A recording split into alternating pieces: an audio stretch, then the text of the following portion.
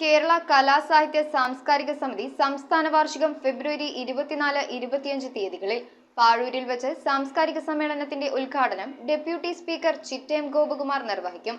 സമ്മേളനത്തിന്റെ ഒരുക്കങ്ങൾ പൂർത്തിയായതായി ഭാരവാഹികൾ.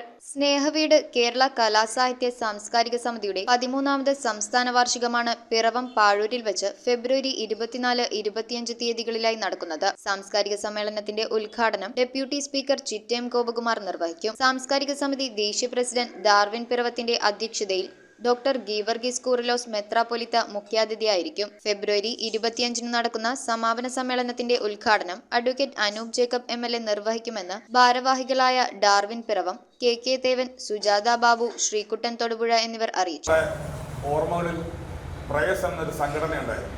ഇന്ന് വള്ളംകളി ഉൾപ്പെടെ അത്തച്ചമയ സാംസ്കാരിക സമ്മേളനം വരെ കൊണ്ടുവെത്തിച്ച് ഇന്ന് മുനിസിപ്പൽ പരിപാടിയാക്കി മാറ്റിയ ആ സംഘടനയുടെ നായകനായിരുന്ന മിസ്റ്റർ KK വർഗീസ്, അതെൻ്റെ ഫാദറായിരുന്നു.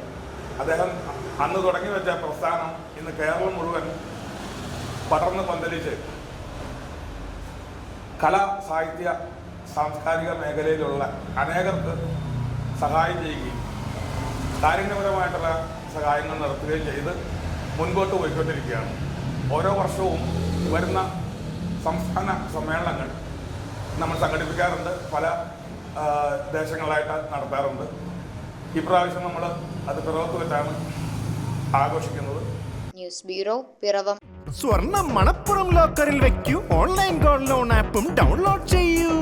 സ്വർണം മണപ്പുറം ലോക്കറിൽ വെക്കൂ. നിങ്ങളും അങ്ങനെ സ്മാർട്ട് ആകൂ. എവിടെയും എപ്പോഴും സ്മാർട്ട് ആകൂ.